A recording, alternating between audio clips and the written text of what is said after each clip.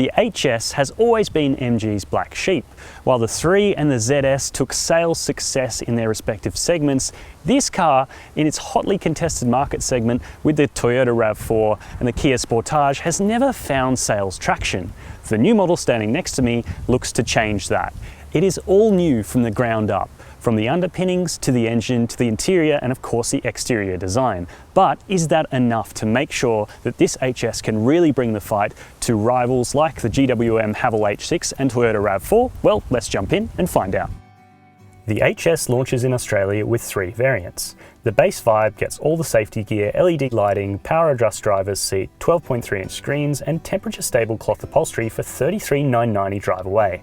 That's a pretty screaming deal considering it's only $4,000 more than the run out of the previous model.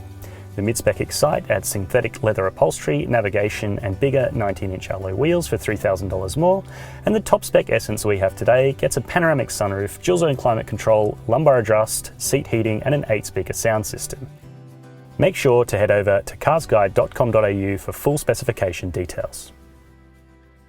No, your eyes don't deceive you. If you've been paying attention to the latest Chinese car news, you'll know that the Roe RX-5 and the new HS are very closely related, including down to their underpinnings. But the HS does have bespoke MG parts such as the front bumper, the wheels and the rear bumper, as well as the cabin design. And the result is very good, I think. It helps that the proportions are much better than the car it replaces, being about 80 mils longer, 15 mils wider and riding on a longer wheelbase, despite the fact that the roofline is lower. It looks sleek, it looks swoopy, and there are some really nice detailing features such as in the headlights, the LED front lights look really good, as do the shard details that reference a building in the UK's capital, in the rear taillights and on these 19-inch alloy wheels.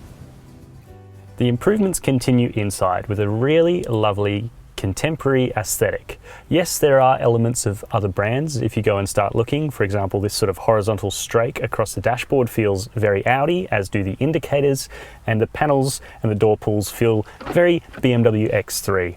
But I guess when you're a new brand trying to find your feet, it's kind of okay to copy a few things, especially when it's pulled off in a relatively coherent way, as it is in here. Special shout out to the MG steering wheel, which is really nice to hold. It's now got perforations around the grip.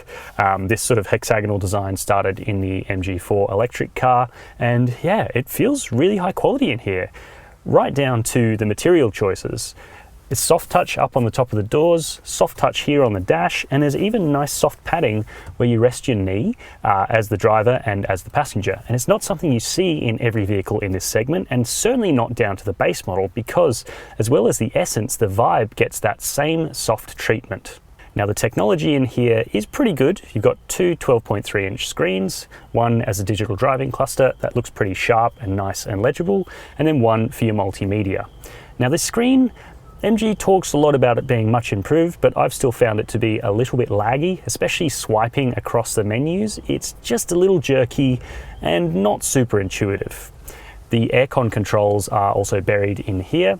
There is a simple touch button on the main menu to easily adjust the temperature, which is a nice improvement, but it's something I'd like to see shortcut buttons for included in this 5 stack of buttons here, which has home screen and a couple of other functions. Still, again, it's all pretty good.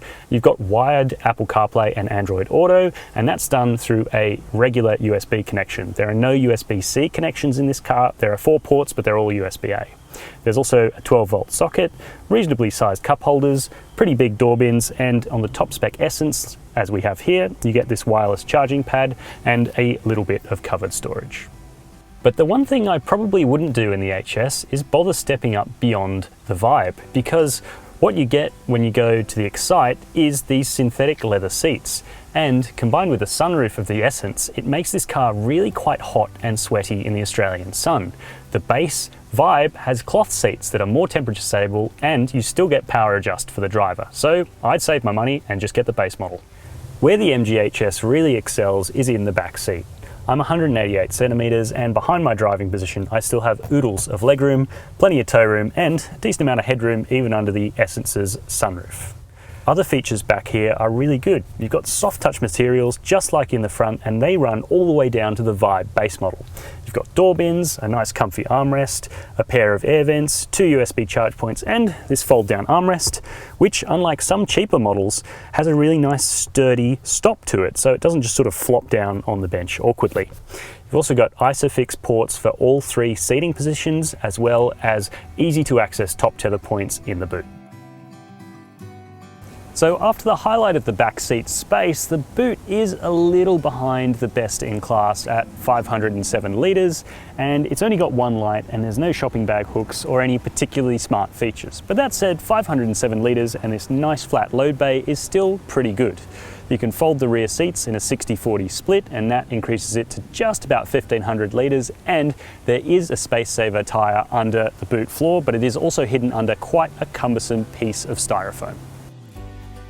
Underneath the MGHS's bonnet is a pretty much all new 1.5 litre turbo petrol 4-cylinder. Output's are modest at 125 kilowatts and 275 newton meters, but it's the response that's really what MG has worked on. With various changes inside, including a variable geometry turbo, it should be 30% more responsive than the old engine, and it certainly feels that way out on the road.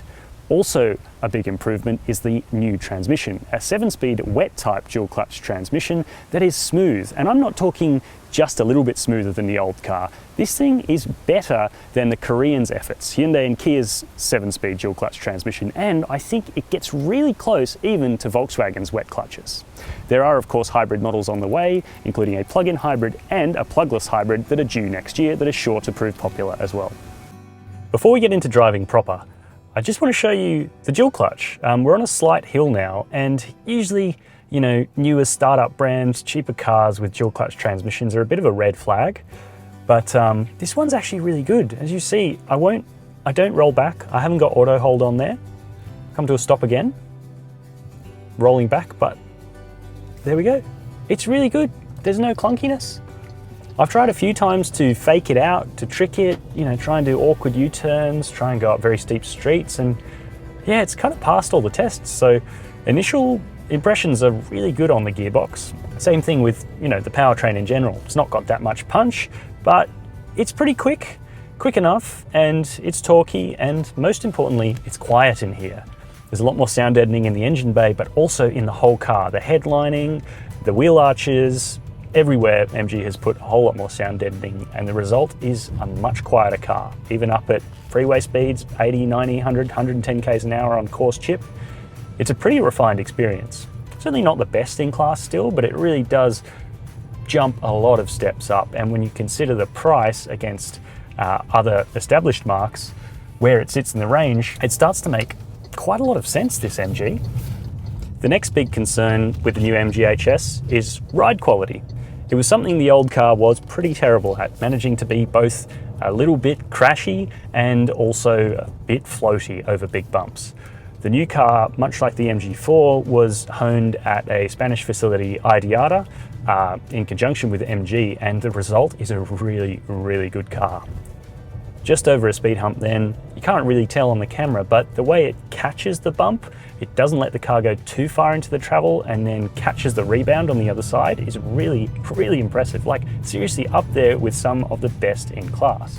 The steering system also feels very natural. The weighting is good. It's not too light, and it's not overly direct either, but it's also not a lot of turns lock to lock. 2.6 turns, turning circle of 11.3 meters, makes it a nice, easy car to drive around town. And when you get out onto some twisty roads, as we had the benefit of doing very briefly, it remains very steadfast, very comfortable, assured. It's not something you would have said about a Chinese car from even 3, 4, 5 years ago.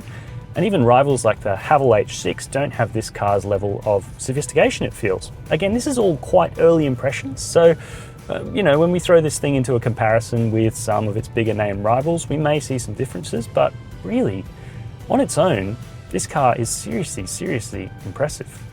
Visibility is pretty decent too. Out the front, you've got a nice windscreen. The driving position is very good. You've got a tilt and telescoping steering wheel adjust, and you've also got power adjust for the seats, which means you can get into a really nice and comfortable position. You've also got a 360-degree camera with invisible chassis mode, which shows you what's underneath the car, which is pretty clever, pretty cool. Helps with parking, you know, tight suburban streets, that sort of thing.